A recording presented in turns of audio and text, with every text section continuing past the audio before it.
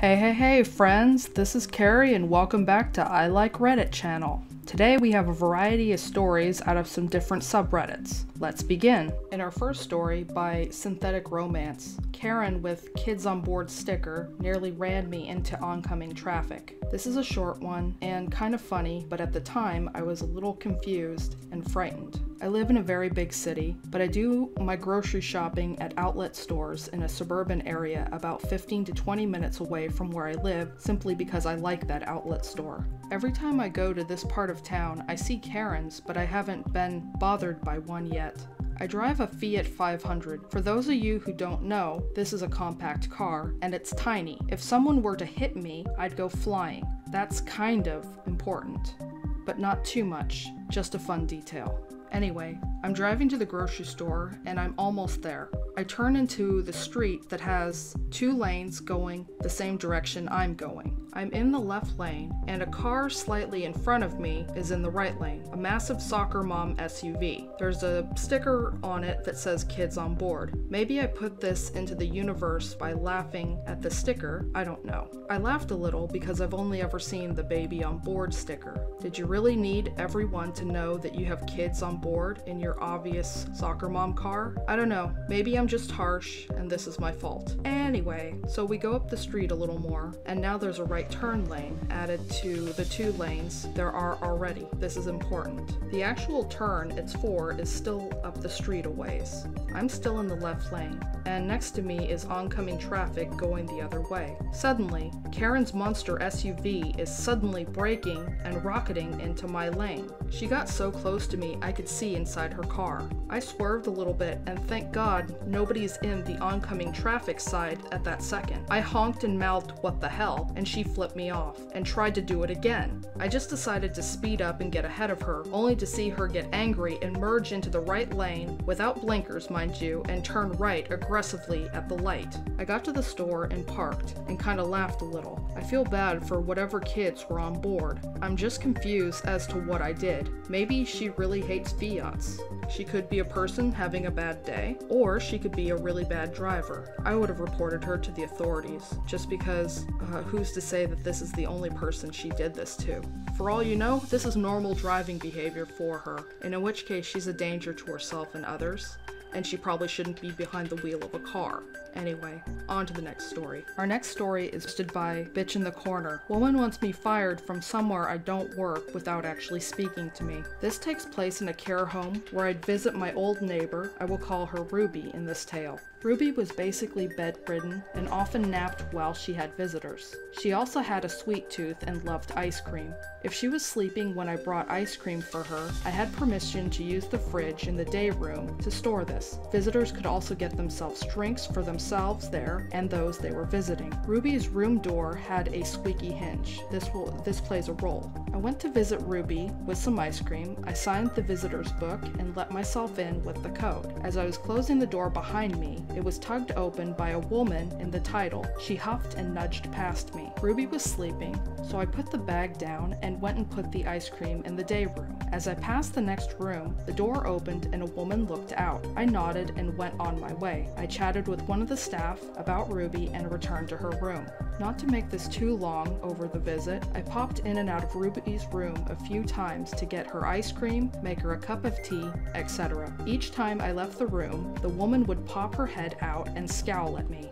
I said goodbye to Ruby at the end of my visit, and as I was signing out, the woman left the office and pointed me out to the manager of the home, who looked puzzled, and the woman stormed out. The manager waited until she left and then burst out laughing. The woman had just spent about 15 minutes complaining that a member of staff had ignored her, not offered her or her mother any ice cream, tea, coffee, etc., ignored her request for an update on her mother's care, and wanted the rude, uncaring, lazy person fired at once. So apparently that was me, the person she never said a single word to, shaking my head on this one. Anyway, on to the next story.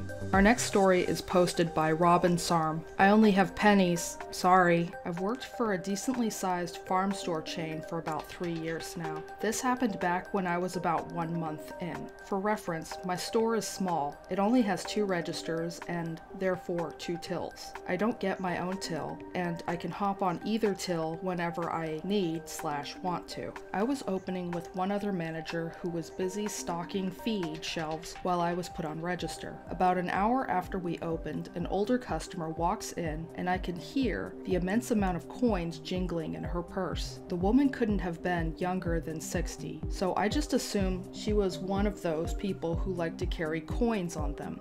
She didn't seem like she was struggling to carry her purse, so I thought nothing of it and welcomed her in. The lady walks around the store for about 10 minutes. The entire time, she's the only one in the building, other than me and my manager, and eventually brings up a couple of bones for her dog. I scan them and give her the total, around $10 with tax. Hearing this, she heaves her purse onto the counter and it lands with a hefty thud. I'm startled. She's unfazed and tips it over and pulls out a gallon-sized Ziploc bag full of pennies. "This is all I have. Is that okay?" Internally, I'm screaming, "WTF? No!"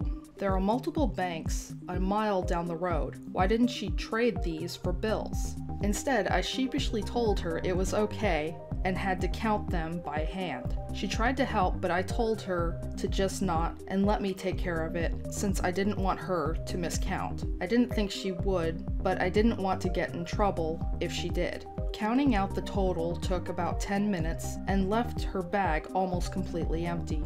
She took her bones and receipt and left with a smile.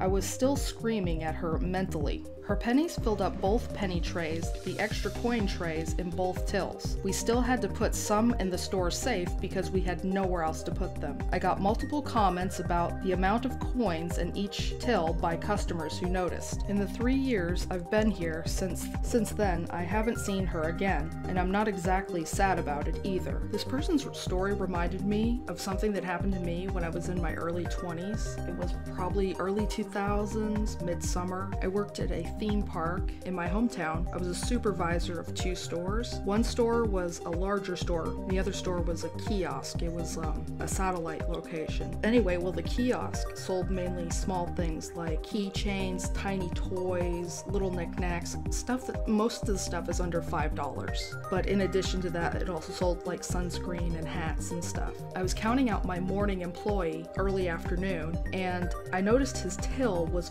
full of pennies. I mean, more than normal. I mean, they get like $1 in pennies, and most of the time you end up counting out the pennies that he got that day, type of thing. Well, he said that this woman came through with a little red wagon and jars of pennies, and she bought one of the $2.99 items. And with my state sales tax 8.25%, it put it at around $3.24. She paid $3 in pennies, and I asked him about the 24 cents part, and he replied she gave him a quarter so that he could get her a penny in change. And I was just like, what the heck? I mean, that was probably the craziest thing ever, because it took him it took both of us like 20 minutes or so to count him out, when it usually took less than half of that time to count him out. And I was just like, wow. And my co-supervisor that evening had a similar situation, or I guess similar encounter with the same woman in the main store, but it was with a little bit more money.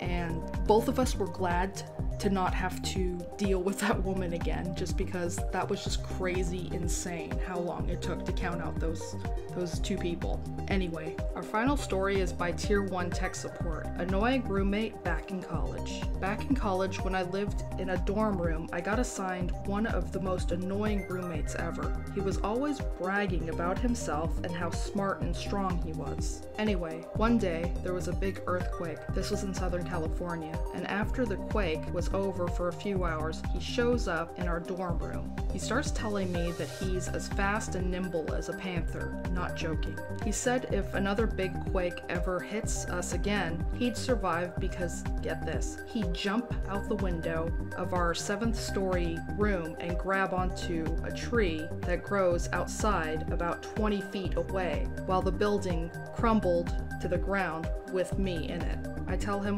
whatever. Anyway, it's getting late. We both turn in for the night. We share a bunk bed. I'm on the bottom and he's on the top. As if to make it perfectly clear how panther-like he can be, he leaps onto his bunk bed with one mighty jump. An hour later, he starts snoring and it wakes me up. I get irritated at him and I'm thinking to myself, this is my chance to get rid of him. So I grabbed the frame of the bunk bed and started shaking it as hard as I could. And you know what happened? That moron woke up and thought it was another big earthquake. And just like he said, he leapt out of bed, like a panther I suppose. And instead of jumping out the window, like you'd think he would, he opens the door and runs out into the hallway. Before he gets very far, he hears me laughing like a hyena. If he can be a panther, then I can be a hyena. He comes back in and I ask him, why didn't you jump out the window like you said you would? And he says, screw you. And then he climbs back into bed and pretends like nothing happened, idiot. At least I had a good laugh at his expense. I think everybody knows at least, or has known somebody like this roommate. A person who just brags about everything and really doesn't know anything or what they're talking about most of the time. They just kind of talk to hear themselves talk. Anyway. That's all the stories I have for today. If you enjoy my content, please like and subscribe to my channel. Don't forget to hit the bell notification to let you know when I've uploaded new content. Head over to Reddit and drop a upvote for the OPs. Links to the original Reddit posts are in the description box below. Thank you for watching and have a great day.